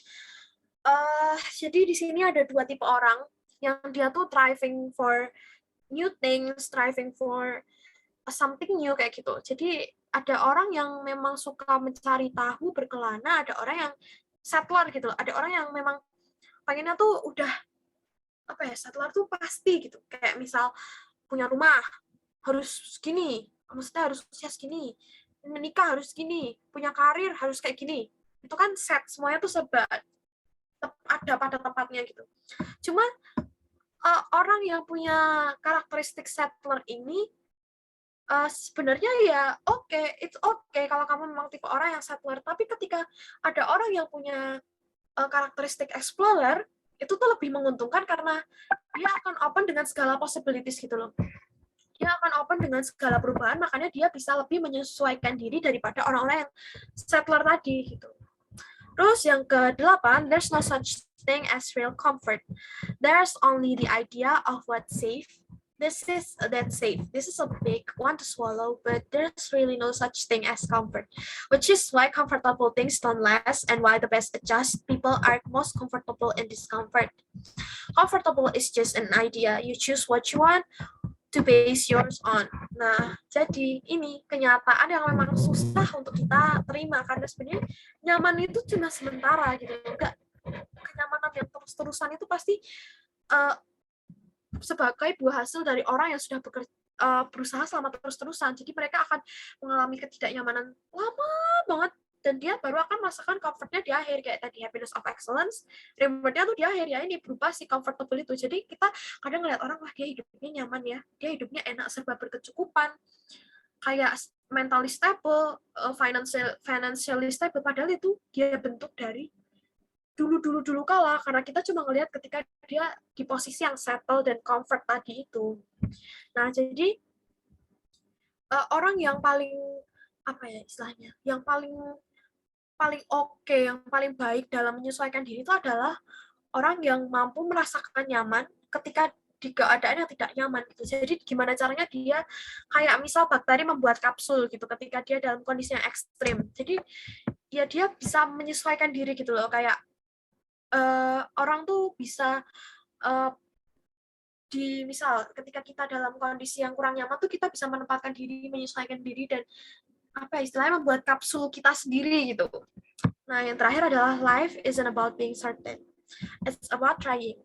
Comfort is essentially uncertainty. You can either choose to be certain about what you've known or certain that you'll make the best of whatever happens. Because nobody is really certain, the people who have lives, they love try anyway. Jadi ya orang yang hidup itu dia akan apa ya? Dia akan terus mencoba gitu, mencoba untuk mencari apa sih, kayak nyaman tuh apa sih gitu. Jadi nggak akan stop sampai kenyamanan aja, dan nggak bertujuan untuk mencari itu, kayak mencari-cari kenyamanan yang nggak ada gitu loh. Jadi sebenarnya nyaman itu ya hanya sebuah idea, sebuah gagasan dari orang yang mungkin dulu berpikir tentang nyaman itu apa sih kayak gitu. Jadi ya itu, hidup aja kita nggak tentu besok jadi apa. Nah, sedangkan kenyamanan itu adalah sesuatu yang kalau udah nyaman ya udah nyaman aja, dia pasti gitu loh. Jadi ya antara hidup dan kenyamanan aja nggak sama base-nya. Gimana kita mau mencari kenyamanan kalau justru ketika kita mencari-cari terus itu nggak ketemu. Kayak misal kita butuh barang, kacamataku di mana ya? Kacamataku di mana? Kalau kita cari tuh kadang suka hilang sendiri gitu loh barangnya. Tapi giliran kita nggak cari, giliran kita, ya udahlah let it flow. Ntar juga ketemu gitu. Nah itu malah di situ titik dimana kita bisa menemukan kenyamanan itu berada. Oke, thank you. Udah selesai esai yang terakhir nih. Tapi aku mau disclaimer lagi nih. Nasihatin orang, kayak ngasih tahu kata-kata motivasi itu sangat-sangat mudah. Tapi menerapkan ke diri sendiri itu adalah suatu hal yang sangat challenging, dan gak semua orang yang bisa ngomong gitu, dia bisa menerapkan. Dan itu terjadi juga di aku. Jadi gak semua yang aku omongin di sini itu sudah berlangsung dan sudah terjadi dalam kehidupanku, but ya manusia kan tadi kita harus mencoba, kita harus selalu membenahi diri untuk menjadi pribadi yang lebih baik ke depannya dan bisa bermanfaat untuk orang banyak. Oke, mungkin itu ya, sekian dari aku. Aku minta maaf kalau misal ada kesalahan kata, kalau ada yang belibet mungkin penjelasannya atau muter-muter ya, karena jujur ya, jelasin buku tentang self development itu kayak kelihatannya mudah tapi tricky gitu loh, karena yang kita omongin tuh kadang belum kita terapin dalam kehidupan kita gitu. Kayak gitu. Cuma mungkin aku harap yang aku sampaikan hari ini tuh relate ke teman-teman semuanya dan bisa menjadi apa ya, insight baru buat teman-teman, buat rajin baca buku, karena baca buku tuh sebenarnya bisa lah disempetin, kayak artikel lah paling nggak. Sebenarnya tuh ada web namanya Medium, itu tuh isinya tentang artikel-artikel bahasa Inggris, dan dia tuh update gitu loh. Jadi setiap orang tuh bisa menulis di situ, dan kalau misal ditulis kalau di Medium itu dia walaupun ada batasan hariannya, tapi kan cukup lah istilahnya buat membuka cakrawala kita dan buat kita mengenal sama hal-hal baru gitu. Jadi itu aja sih dari aku. Kalau mau baca buku bisa ke Z Library, kalau mau baca artikel bisa di mana aja. Cuma sejauh ini yang paling enak sih Medium. Cuma dia berbahasa Inggris, dan juga buat teman-teman jangan apa ya istilahnya, tetap semangat belajar bahasa Inggris, karena kita sekarang sudah berada di zaman yang apa-apa semuanya pakai bahasa Inggris. Jadi kalau misal teman-teman ngerasa kurang dalam bahasa Inggrisnya ya ayo coba buat ningkatin, karena ya balik lagi, karena sekarang apa-apa pakai bahasa Inggris. Dan kalau memang pengen merambah kancah internasional kan kita juga harus bisa buat sebelum kita lancar tuh kita paham dulu lah sama apa yang mereka omong. Kayak gitu. Oke, aku balikan ke moderator deh. Aku deg-degan banget jujur hari ini. Terima kasih ya untuk Kementerian PPKI yang memberikan aku kesempatan hari ini. Oke, wassalamualaikum warahmatullahi wabarakatuh. Waalaikumsalam warahmatullahi wabarakatuh. Baik, terima kasih kepada narasumber kita. Katanya agak gimana gitu ya kalau dipanggil pembicara, kita ganti deh narasumber jadinya. Terima kasih kepada narasumber kita yang sudah menyempatkan waktunya untuk sharing ilmu dan juga berbagi hal-hal yang bermanfaat buat kita. Jadi tadi banyak banget ya teman-teman, ngerasa nggak sih banyak yang relate gitu. Kadang kita tuh benar sering menebak-nebak keadaan yang kita tuh nggak tahu sebenarnya ke depannya tuh mau kayak gimana gitu. Jadi benar banget kalau hidup itu sebenarnya unpredictable. Jadi cukup fokus ke diri kita untuk improve segalanya kayak gitu. Oke, selanjutnya untuk sesi selanjutnya kita akan adakan tanya jawab. Jadi mungkin silahkan kepada teman-teman yang sudah menyiapkan pertanyaan dari tadi, dari sesi pertama, mungkin silahkan bisa disampaikan di sesi tanya jawab ini. Baik, saya persilahkan kepada teman-teman yang ingin bertanya.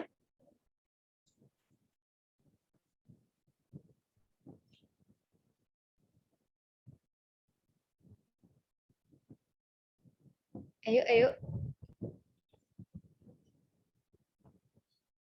Ini mungkin dari presbem kita ada. Mungkin mungkin lebih ke teman-teman dulu ya. Ayo teman-teman, monggo silahkan bisa on mic atau langsung tulis di chat. Kita nggak banyak nih waktunya buat tanya jawab. Yuk, ada waktu, ada kesempatan, kita manfaatkan sebaik mungkin.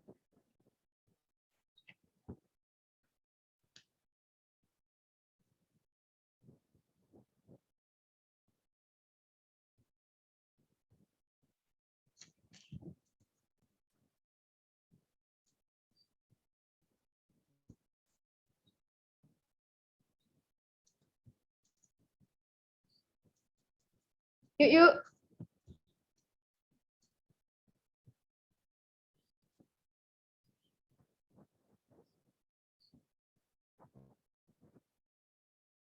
Oke.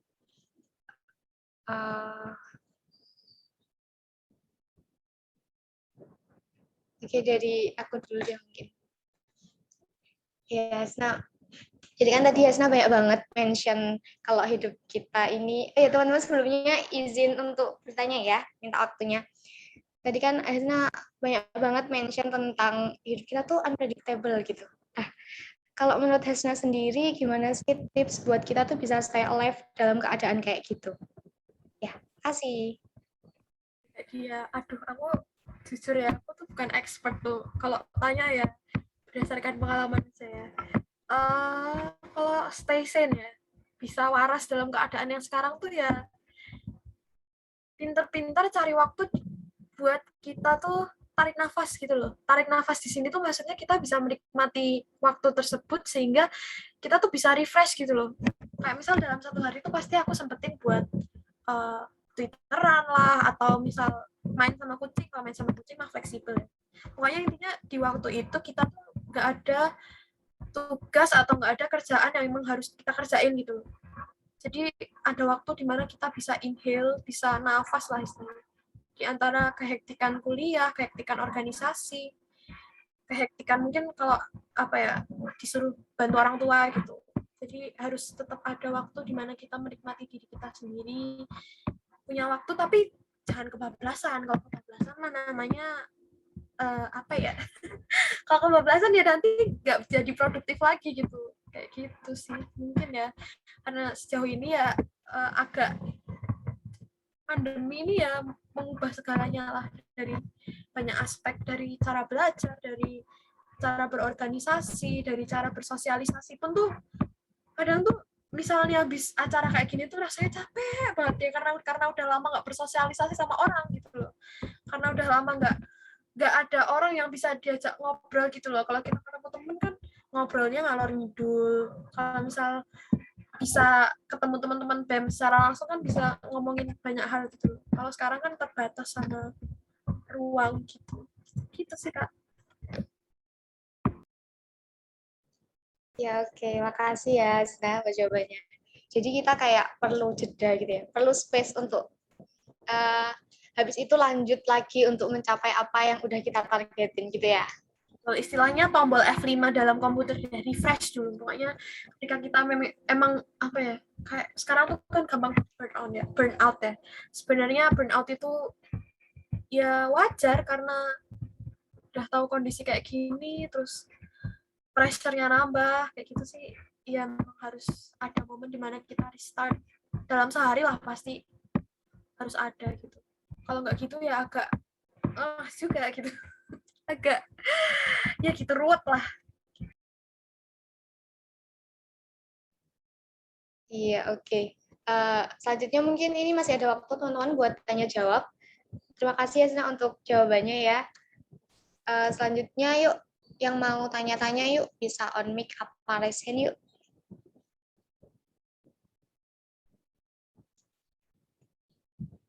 Ini pada saya apa enggak ya? Atau AFK semua? Oke, mungkin aku izin tanya ya, teman-teman nggak ada yang tanya. Nanti habis ini kalau bisa dari teman-teman ada yang tanya ya. Aku di sini cuma ini aja sih, Has. Kamu berarti baca-baca buku terus artikel kayak gitu bahasa Inggris ya? Iya, Mas. Nah, iya. Oke. Berarti relate banget sih. Maksudnya gini, teman-teman. Mungkin nanti Hasna bakal tak minta beberapa tips-tipsnya ya. Tapi sebelumnya mungkin aku mau intro dulu buat teman-teman semua. Kan ini di tahun depan itu bakal internasionalisasi ya. Internasionalisasi otomatis itu paling nggak itu seenggaknya bisa ngomong kayak native speaker gitu loh paling nggak. Karena kan otomatis kerjasama dan lain sebagainya itu kalau benar-benar dari indikator ketercapaian dari GBHO internasionalisasi itu tercapai, seenggaknya paling nggak ada istilahnya kerjasama ke luar negeri ataupun kerjasama dari bidang-bidang yang ada di Indonesia tapi udah internasional, otomatis kan biasanya pakai bahasa Inggris, otomatis kan seenggaknya teman-teman bisa bisa paham kayak gimana caranya kita berbicara bahasa Inggris yang benar kayak gitu. Nah mungkin dari Hasna sendiri gimana Has? Jadi kayak misalkan caranya kita mau membaca buku, udah membaca buku itu aja Indonesia aja udah pada nggak mau gitu loh, apalagi di sini literasinya yang bahasanya Inggris, dan di situ juga gimana caranya kita itu tips-tipsnya untuk belajar bahasa Inggris mungkin untuk persiapan yang periode BEM tahun depan juga gitu. Oke, makasih Mas Roman pertanyaannya, aku drodok. Kalau bahasa Inggris suka pertama baca buku ya. Kalau baca buku tuh tiap orang tuh beda-beda ya. Bahkan adikku sendiri tuh beda gitu loh sama aku. Padahal kita sama-sama dikasih, maksudnya dari orang tua aku tuh ngasih fasilitas buat membaca gitu loh. Bahkan kalau misalnya kita baca buku tuh, kita beli buku lah, itu lebih gampang diaksesnya daripada kita beli baju gitu. Jadi balik lagi ke orangnya ya. Kalau buat menumbuhkan semangat membaca itu, awali membaca dengan hal-hal yang kita sukai. Apapun itu. Mau misal, kalau K-pop, sekarang kan di Twitter ada Alternative Universe. Aku baca aja, nggak apa-apa. Yang penting suka baca dulu gitu. Kalau misal baca anime sih bacanya itulah. Kalau misal suka manga, ya udah baca aja komik Jepang. Kalau baca komik Naruto atau Haimiko, dulu tuh sebenarnya awal aku suka baca tuh karena baca KKPK. Kecil-kecil punya karya. Itu aku dulu tuh suka banget baca itu karena seru gitu loh. Itu kan ceritanya nggak cerita yang berat gitu loh, atau cerita yang harus mikir gitu, yang enak aja gitu dibaca sambil nyantai. Mungkin ya karena dari kecil udah terbiasa baca itu, terus makin kesini kalau buat baca buku tuh lebih ringan gitu loh rasanya, bukan yang kayak suatu beban yang kayak aku pengen bisa rajin baca buku nih, berarti aku satu hari harus baca buku ini. Nggak kayak gitu, tapi tumbuhin dulu kesukaan buat membaca. Apapun itu, mau baca koran, baca AU, baca timeline di Twitter, yang penting tuh dibaca gitu loh. Kan kadang orang nge-post di Twitter satu paragraf, itu aja yang dibaca cuma akhirannya doang, akhirnya terjadi misinterpret, kayak misal, loh kok kayak gini sih, padahal orangnya tuh ngomong gak cuma satu tweet doang, tapi ada thread-nya kayak gitu. Jadi ya awali dengan hal yang kita sukai dulu, baru ketika memang udah nemu enaknya, udah nemu asiknya tuh biasanya baca-baca yang lain tuh itu sih lebih menyenangkan. Jadi ya diawali dengan yang kita sukai dulu. Mungkin sekarang aku belum begitu tertarik dengan politik, tapi suatu hari mungkin aku pengen baca buku tentang politik tuh juga mungkin banget gitu loh. Jadi pokoknya diawali dengan hal yang kita sukai, habis itu baru mencoba baca-baca yang lain. Ketika sudah nemu serunya, nemu asiknya membaca tuh, ya enjoy aja gitu kalau mau baca apapun. Gitu. Terus kalau yang bahasa Inggris ya, kalau bahasa Inggris itu ya dimulai dari membaca bisa, dimulai dari nyanyi lah. Nyanyi itu menurutku paling gampang. Kalau misal nyanyinya tuh liriknya yang benar gitu. Jangan lirik yang jangan liriknya yang dipleset-plesetin gitu. Kalau misal nyanyi, coba cari lirik yang benar, dinyanyiin. Terus kan kadang tuh pronunciation orang-orang kan beda-beda. Nah, coba cari pronunciation yang seenggaknya tuh enak didengar gitu lah. Yang orang lain tuh nyantol, oh ternyata contohnya enhancement. Misal kita ngomong enhancement. Ya ngomong sesuai dengan itunya, dengan kosa verbnya. Kayak enhancement ya enhancement, bukan enhancement gitu. Jadi kayak kalau nyanyi ya udah nyanyi, cari lirik yang benar, ngomongin juga yang benar gitu. Itu paling gampang ya. Itu mungkin dulu kalau dari TK tuh diajarinnya nyanyi One and one I love my mother, kayak gitu kan. Biasanya kita benar-benar liriknya ya one and one I love my mother, bukan one and one I love my mother gitu loh. Jadi kayak emang paling gampang tuh dari lagu. Terus yang kedua paling gampang dari film. Film itu silahkan mau yang subtitlenya bahasa Indonesia atau subtitlenya bahasa Inggris sama aja. Cuma kita harus apa ya, niteni gitu loh, apa ya bahasa Indonesia niteni, kayak harus memperhatikan gitu loh. Oh ternyata ini tuh artinya ini. Oh ternyata dia ketika dia ngomong ini tuh bahasa Inggrisnya ini gitu. Itu lagu, film, buku itu juga sebenarnya ya, tergantung ya. Mungkin kalau buku tuh terlalu berat sih. Kalau udah mulai tertarik sih buku sih itu apa ya, vocabulary-nya tuh macam-macam gitu. Kayak misal apa ya yang bisa kita itu, kayak goals itu kan ada sinonimnya purpose, kayak gitulah intinya. Kalau di buku tuh biasanya dia pakai sinonim, jadinya untuk memperkaya vocabulary emang paling apa ya, paling cepet tuh ya baca buku. Cuma kan kadang kalau belum ada basic kan kesulitan gitu. Yaitu mulai dari lagu, terus film, buku, baru kita kayak gini belajar itu loh. Kayak kan sekarang banyak drakor ya. Kan kayak kita kadang-kadang kedengeran cincayo kayak gitu kan, nyantol gara-gara kita sering denger gitu loh. Cinca Jongmal kayak gitu-gitu. Jadi sebenarnya aku tahu bahasa tahu-tahuan Korea tuh ya dari drakor aja gitu. Kalau bahasa Inggris ya dari film. Jadinya karena sering dengar, sering udah tahu tulisannya, tahu gimana cara ngomongnya, ya udah akhirnya bisa gitu. Jadi ya gitu sih Mas. Kalau aku menjawab nggak ya? Aku takut. Oke, mungkin aku feedback ya. Ini kan buat teman-teman ya, buat teman-teman mungkin kita harus meningkatkan budaya literasi ya. Jangan sampai kita itu terdiam, terkubukan gara-gara kita belajar aja gitu loh. Kayak dari aku sendiri kayak nargetin juga sih. Misalkan 1 bulan ini aku harus misalkan khatam buku Madilog, 1 bulan ini aku harus khatam buku. Ini suara aku putus ya?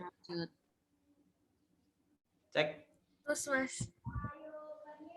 Mi, bangun dulu Mi, kamu Mi, nggak usah ngomong. Kamu tuh beli dulu signal kalau mau ngomong, kebiasaan macet-macet. Oke. Jadi intinya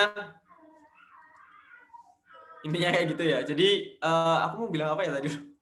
Oh iya, buat teman-teman nih kan kita harus meningkatkan budaya literasi ya. Jangan sampai kita yang bakal besok jadi new mind, kita masih keikutan old man gitu loh, old mind. Nah, jadi mungkin dari Hasna sendiri nih, kalau misalkan baca buku itu kan kita ini ya harus belajar kuliah, apalagi kalau udah angkatan 19 ini kan udah ngajar laboratorium ya, lab-lab. Jadi kita harus nyiapin buat ngajar dan lain sebagainya, itu bakal padat banget gitu lah. Nah, mungkin dari Hasna sendiri bisa sharing ke teman-temannya untuk tips-tips kita bagi waktu untuk antara membaca buku yang kuliah dan buku yang di luar kuliah gitu, kayak buku yang lebih umum. Itu gimana kira-kira? Bagi waktu ya. Wah, kalau bagi waktu, kalau ngomong mah gampang ya Mas. Kalau menerapkan agak susah.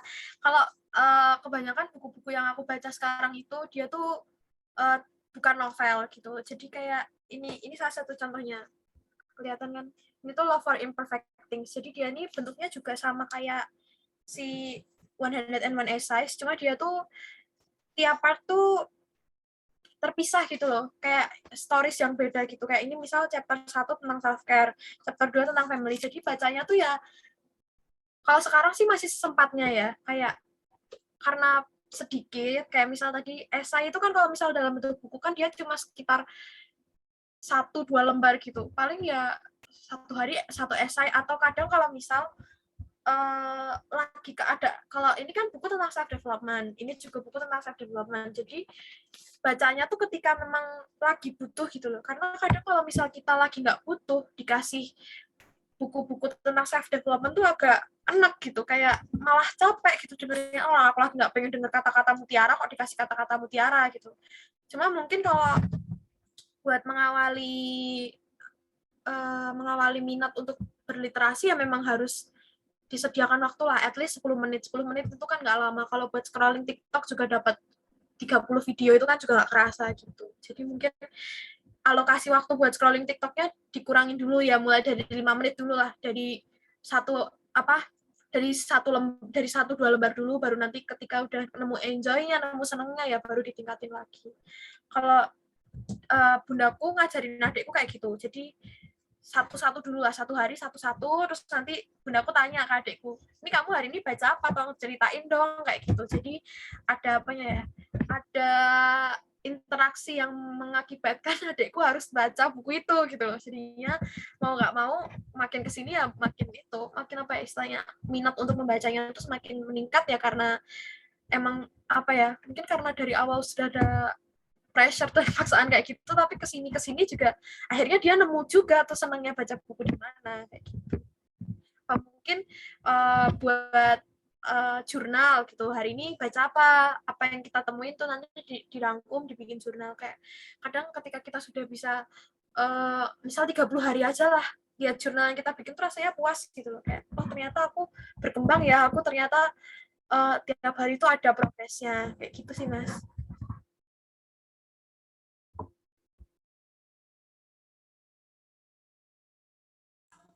Oke, udah aku kembalikan ke moderator ya.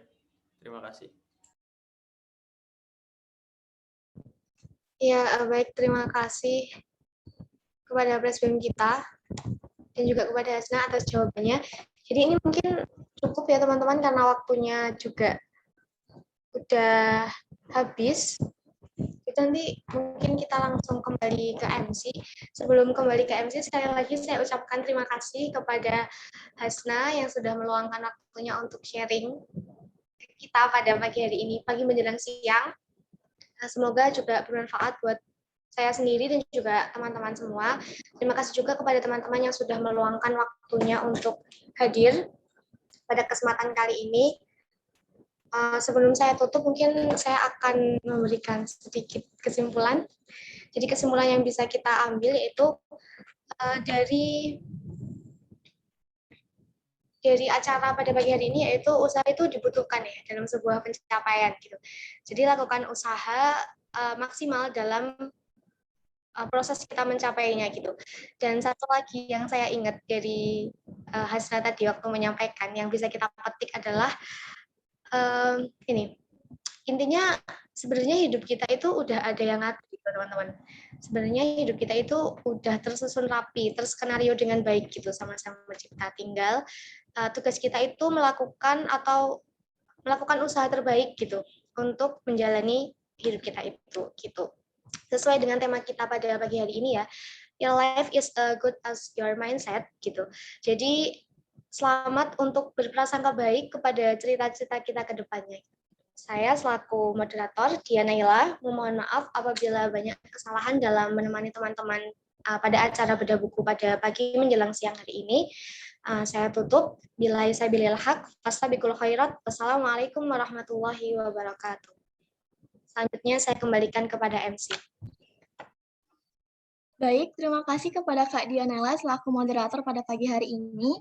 Terima kasih juga kepada Hasna Nurwina sudah menjadi pemateri yang mau men-sharing mengenai buku ini.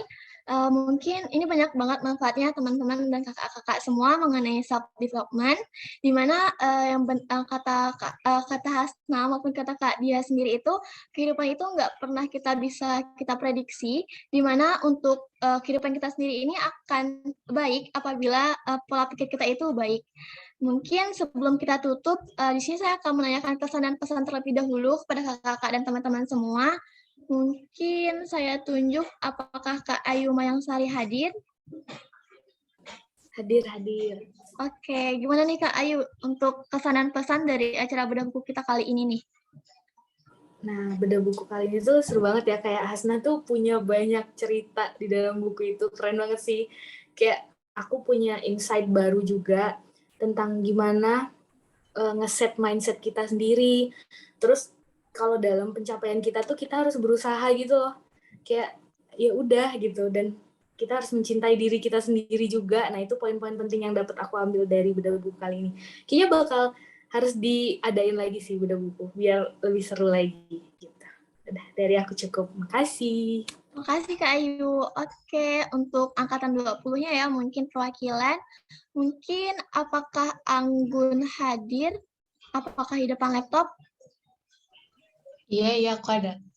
Oke, nah gimana nih Anggun menurut kamu tentang acara bedah buku kita kali ini? Seru nggak sih? Sebelumnya sorry ya, ini Okem. Oh, iya, nggak apa-apa. Oke, ini keren banget, motivasi juga tadi, apalagi yang paling membekas tuh gini, love yourself itu gampang diucap tapi sulit buat diterapin. Gitu. Makasih, mungkin itu aja dari aku. Semoga ada lagi acara bedah buku yang lainnya dan lebih semangat lagi. Makasih. Oke, makasih Anggun. Baik, karena kita udah di sesi terakhir, yaitu sesi penutupan, udah pada ngasih kesan dan pesan semuanya tentang acara bedah buku kali ini. Sebelumnya, saya ucapkan terima kasih kepada kakak-kakak dan teman-teman semua yang sudah hadir dan berpartisipasi pada acara bedah buku kali ini. Terima kasih juga kepada Hasna selaku pemateri yang telah menyampaikan materi mengenai self-development. Kami selaku panitia memohon maaf apabila ada kesalahan kata maupun kekurangan dalam acara bedah buku kali ini.